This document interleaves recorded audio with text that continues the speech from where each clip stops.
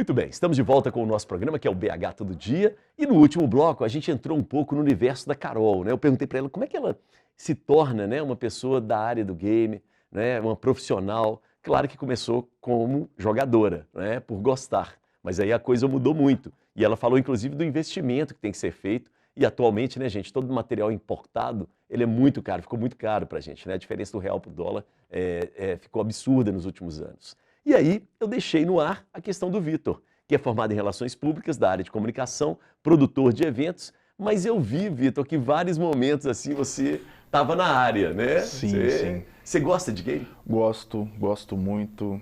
Já joguei LOL, já joguei vários outros jogos, sou um apaixonado por FIFA. Já participei de alguns pequenos campeonatos, já participei do Qualify, da Weekend League, do FIFA competitivo. Não ganhei, claro. Não, mas só de participar, de estar ali jogando, já é outro nível, né? Sim, e gosto muito de videogame, gosto muito do mundo nerd, assim. Acho que meu hobby sempre foi algo muito relacionado ao mundo nerd. Uhum. Quando você fala mundo nerd, o que é o mundo nerd para você? Bom, anime, mangá. Então eu sou apaixonado por mangá. Séries filmes, também, filmes. Música? Sim, música é... Que música do mundo nerd, assim, qual que é? Cara, eu escuto um pouco de K-pop. Gostaria de escutar mais, mas acho que... A Carol tá ali, ó, concordando em tudo contigo. Só que como eu tô no mercado musical, então eu tenho que escutar tanta coisa a nível nacional que eu não consigo ouvir tanto K-pop, mas eu tô acompanhando o mundo nerd, assim, desde a minha infância, eu sempre gostei muito, principalmente anime. Geek e nerd, tem diferença? Professor, vamos lá. Boa pergunta. Vamos entrar lá, nessa. Né? O geek, onde é que ele diferencia do nerd, né? O nerd, historicamente, ele tem uma proximidade muito grande com a matemática, com as ciências exatas, com ser programador, com a execução de uma coisa muito lógico-relacional e é um amante de jogos e tecnologias. E aí a confusão do geek vem aí, porque o geek também ama tecnologia e ama atualidades, está antenado, mas não propriamente ele precisa ser alguém das exatas. Então ele é alguém que está antenado em filmes, aqui, ó. Séries, exatamente. Nós temos dois aqui que não são da área então exata. Eu sou geek. É geek, isso, boa. Você também, né, Carol? Assim... Mas você gosta da área de exatas, eu gosto apesar de não estar estudar. Eu gosto muito de estudar, assim. É um hobby para mim Mas a área estudar. de exatas, por exemplo, você gosta? Assim, durante a minha trajetória de vida, eu tive uma grande parte da minha vida que era mais amante de exatas, mas ali, quando eu entrei no ensino médio, eu entrei numa escola que mudou totalmente, virou a chave assim, e eu tive um apelo maior para o lado mais humano da... Provavelmente por causa dos professores, né? Também, né? Não exatamente, é mais pela Porque você gostou das matérias, história, geografia, né? Não gosto da matéria, mas assim, relações humanas, comunicação, principalmente. Boa, muito bom. Ótimo, professor, muito bacana a definição, né? Porque nerd é um termo, inclusive, mais antigo. É muito antigo, exato. Né? E durante muito tempo, Elias, ele ficou muito pejorativo, né? Totalmente. Aquele nerdzinho ali. Ele era o estudioso, que tu tirava nota boa, e de certa forma era repreendido na escola, assim, as meninas não queriam saber dele, ele não conseguia fazer amizade com o time, né, de futebol, né? E ele era excluído. E aí você vê a grande transformação, né? Então, quando você vê os milionários de hoje são os nerds de antigo, né? Então você vê o Steve Jobs, Bill Gates, o Zuckerberg, né? Todos eles eram nerds, né? E então a coisa começa a mudar. Então o nerd ele é trazido de volta na sociedade, né? E o geek ele sempre existiu, né? É aquela pessoa. O geek ele tem uma pegada cult também muito pesada, né? Star Wars, por exemplo, né? O Star Wars é muito engraçado porque ele faz parte do universo geek e nerd, né? O nerd ele olha um Star Wars com olha a propulsão daquela nave, a velocidade, o cálculo gravitacional da velocidade da luz. E o geek, ele gosta das relações da história, da guerra, a luta de sabres, né? Então é aí que acho que você achou exatamente um filme que conecta os dois universos. Isso, muito bom. Agora, professor, vamos pro curso, pra academia, né? Como é que a academia entra nessa jogada aí dos jogos? Né? A gente acha que, muita gente às vezes acha que o curso de jogos é algo super novo, né? A gente tem o mercado de desenvolvimento de jogos mais ou menos com 20 anos aqui no Brasil. Ele já é reconhecido desde o catálogo de 2008 pelo MEC, né, com o nome de curso de jogos digitais. Na PUC Minas a gente está indo aí para 18 anos de curso. É o terceiro melhor curso da América Latina em empregabilidade. Parabéns! Elias, e eu vou te contar que, assim, todo semestre exportamos alunos para todo canto do mundo. Eu tenho um aluno no Canadá, nos Estados Unidos, eu tenho um aluno na Europa, espalhado também pelo Brasil, né, nos grandes polos como São Paulo, Floripa, Recife, aqui Belo Horizonte também. Tem alunos empreendedores também, né? Tem, que desenvolve, que estão no mercado indie, né, desenvolvendo os próprios jogos. A indústria de jogos, Elias, desde 2012, ela supera a indústria cinematográfica, né? Então, assim... No mundo? No mundo. Hoje, a maior indústria do planeta é a indústria de jogos. É a maior movimentação financeira que existe. Existem quem fale que se somar a indústria cinematográfica com a fonográfica, não chega ao mercado de jogos. Então, hoje, a Ásia consome muitos jogos. A gente acha que é uma coisa, né, que está ali restrito a um público específico, mas hoje a cadeia de jogos, ela atinge desde aquele adolescente, aquela criança que é o espectro do entretenimento, mas você tem jogos para adultos, jogos infantis, jogos que são trabalhados no mercado publicitário, arquitetura, parte de simulação. Hoje em dia ninguém faz mais maquete de isopor, né? Hoje você tem tour virtual, você tem o uso de realidade virtual, tudo isso é para os profissionais de jogos quem constroem. Então, a área é ampla, né? Muito ampla, e eu queria até aproveitar um outro detalhe, juntando a educação nisso. Hoje o professor e a professora, inclusive, eles têm que desenvolver jogos dentro de sala de aula, inclusive jogos virtuais, não é, professor? Exato, Elias. Dentro do curso, pelo menos 40% do corpo docente do curso é ativo no desenvolvimento de jogos. Sejam jogos analógicos, jogos digitais, jogos para grandes plataformas, jogos indies, né? Jogos para web. Então, e os alunos, a cada semestre do curso, desenvolvem um gênero de jogo. A cada semestre que ele passa. Então ele passa pelo RPG, ele passa pelo Runner, ele passa pela estratégia, ele passa por um Hell Shooter, ele passa por um FPS de tiro, tipo os Counter-Strikes da vida, e até o 8º período. É bem bacana. Mas é interessante porque eu tenho notado, por exemplo, né, na área de comunicação, que é a área que eu dou aula, muitos professores, né, a gente acaba utilizando jogos, né, jogos simples para didaticamente. E imagino que isso nas engenharias, né, na medicina, em outras áreas. Então, na verdade, os jogos estão sendo utilizados em outras áreas, inclusive para ensinar as pessoas, né? Inclusive para ensinar. Hoje, você pega o mercado de jogos educativos, o jogo educativo, ele é um tipo de jogo sério, né? Porque quando a gente observa a área de, por exemplo, recrutamento e recursos humanos, utilizam jogos também. O jogo educativo, ele é um jogo sério, tipo o de recrutamento e recursos humanos, só que ele tem uma pegada, uma abordagem pedagógica por trás. Então, ele tem uma abordagem, seja lá construtivista, seja uma abordagem, né, behaviorista, que vai trabalhar um aspecto específico de ensino e aprendizagem, né? Comportamento, e ele é usado para passar um conteúdo específico. Esses jogos educativos, hoje, quando você pega, por exemplo, o ensino médio, os alunos estão com tablets, estão usando jogos o tempo todo dentro de sala de aula. É uma geração que já nasceu com o videogame, né? Então essa geração que nasce de 2000 para cá, todos eles têm o console, têm o PC dentro de casa, por mais que sejam itens caros, hoje é muito caro, hoje você fala no PlayStation 5, você está falando de R$5.000, né? Não é? Então, mas eles cresceram nesse mundo, então eles não conseguem mais ficar dentro de uma sala de aula assistindo aquele método tradicional, né? Então, os jogos, ele está na educação, está na arquitetura, está na engenharia, está na comunicação, nos advergames, né? Então, você pega campanhas, Axe, Fiat, McDonald's, todos esses, vai lançar um produto novo, ele lança... Campanha política agora.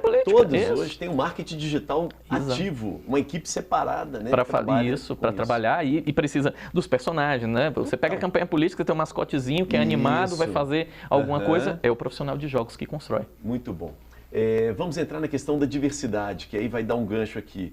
Eu estava lendo alguns dados impressionantes, assim, que o mercado de games, 57% das empresas trazem pessoas trans, indígenas, negros, negras, gays, idosos, inclusive. Elias, eu fico muito feliz em falar que hoje, não só lá na PUC, mas na área de jogos, igual você leu nas entrevistas, né, nas matérias, a gente tem uma casa aberta, recebe todos são bem-vindos e as pessoas interagem, se integram sem ter, eu nunca vi dentro do curso de jogos, preconceito, discriminação, bullying, tudo é um ecossistema que funciona e cada um entende as individualidades, as decisões de cada pessoa. Então a área de jogos ela é super plural, inclui todo mundo.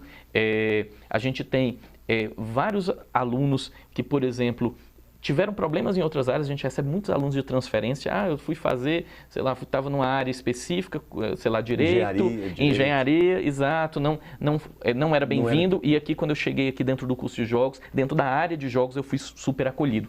E isso é muito bom, porque os jogos, ele é uma área que a gente chama emergente. A área de profissões emergentes, elas provavelmente não existiam na nossa época, na época dos nossos pais, e elas passam a existir em um mundo novo, um mundo transformado. E nesse mundo transformado, a criança que vem para essa área, ela já vem com outra mentalidade.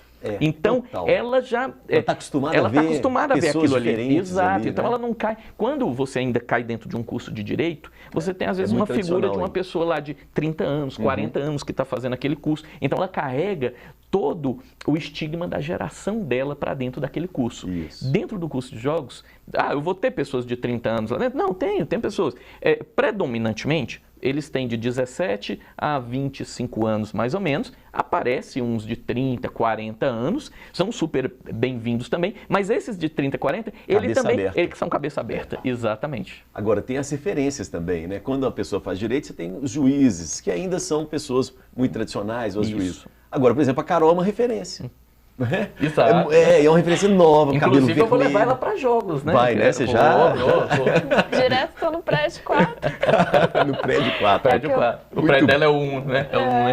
Carol, você nota isso, que o ambiente, né, dos jogadores ou das pessoas que produzem conteúdo são pessoas mais diversas mesmo, até nessa questão, por exemplo, sexual, assim? Principalmente, como eu estou há muito tempo assim, dentro da comunidade, não no setor de jogos, mas acompanhando a comunidade, presentes nos grupos de Facebook, hoje em dia... Você tem que pesquisar isso, é seu público, inclusive, exatamente, né? Hoje em dia, então, desde a minha pré-adolescência eu estou dentro dessa comunidade, então a gente vê, durante todos esses últimos anos, uma grande evolução nessa questão social das pessoas, porque antigamente era um ambiente muito tóxico, que era predominantemente meninos brancos, meninos héteros.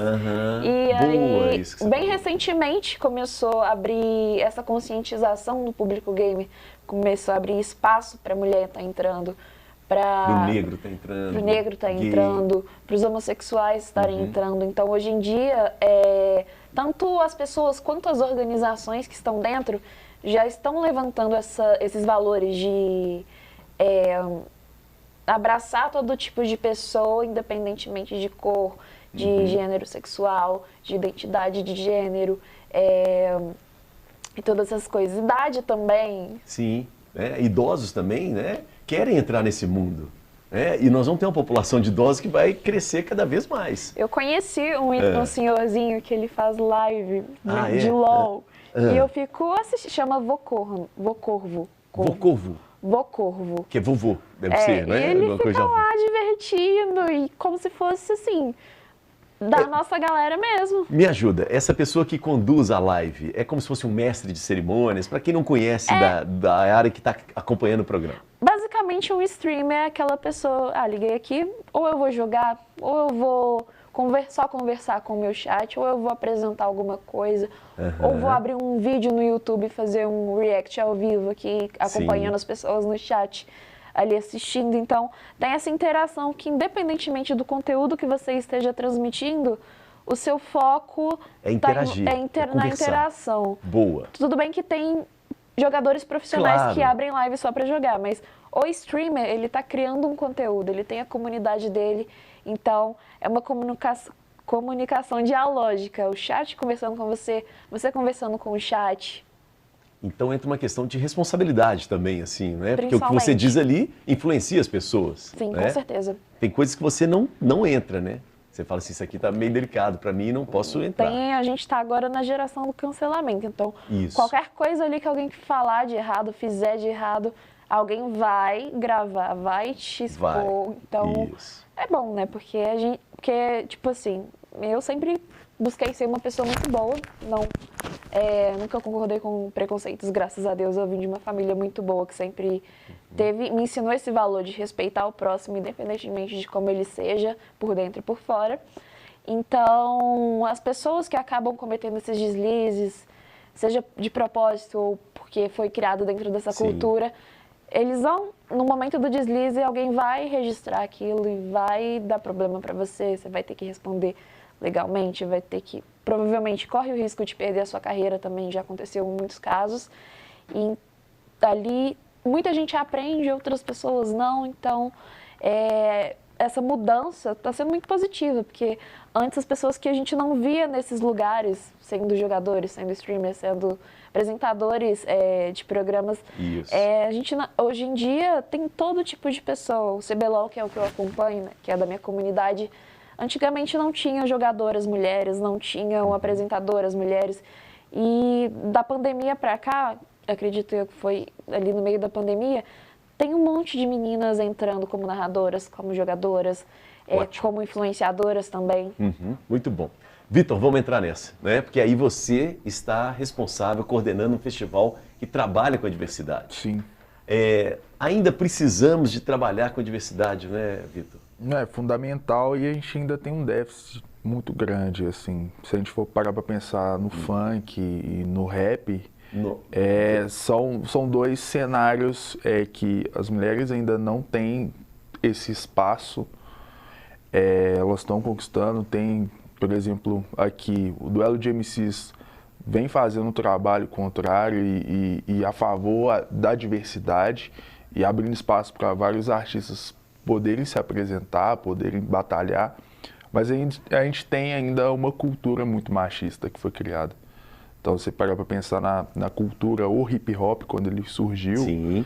Então, ele surge num contexto, quando ele foi criado nos Estados Unidos pela festa, eram dois irmãos, uma irmã e um irmão, que criaram a primeira festa, a primeira blockchain, que virou hip hop, que era a Cindy Campbell e o Clive Campbell. Isso nos anos 70? Mas a galera esquece do fato da Cindy ter sido essa criadora e de lá pra cá foi se tornando um ambiente muito machista. E a gente sente ainda essa necessidade, ainda tem uma dificuldade, principalmente quando a gente vai trabalhar com artistas headline, que são os artistas mais conhecidos. A gente tem um déficit muito grande na cena mineira como um todo, não só BH, de ter mulheres. Isso. Então, ainda está sendo um desafio. Por isso que o Fora de Cena é importante. E o Fora de Cena ele é importante também quando ele para pensar no contexto da música. A gente está trabalhando com vários artistas que têm um trabalho reconhecido no ambiente digital, principalmente digital. Aí voltamos para o digital. Exato. Tá então a gente está trabalhando com, por exemplo, o DJ Natan, que tem hit, tem mais de 30 milhões de plays no Spotify, mas que não está nos festivais, ele não tem esse espaço. Então, fora da cena, ele coloca, ele traz esses artistas que estão no mundo digital para os nossos festivais. São artistas que fazem festas menores, mas não transitam ainda nos festivais. Tem preconceito, né? Rola um preconceito musical, rola um preconceito com a galera do funk, do rap. Muito de quem produz também, Sim, né? E rola também com a galera que tem um trabalho mais experimental. Perfeito. E aí todo mundo tem que ter um espaço na cena. E aí, quando não tem, a gente coloca fora da cena. Muito legal. Boa sacada, né? Muito interessante isso. E vamos falar um pouco do público, assim. O público aceita essa diversidade? Aceita. A gente tem percebido uma aceitação e um crescimento da cena de eventos da cidade de Belo Horizonte. O Carol falou do Mineirão como um espaço...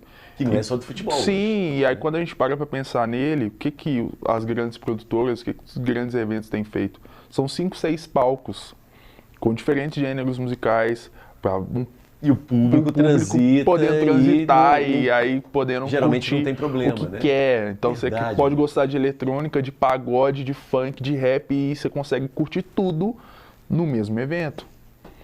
Isso é muito legal. Muito legal.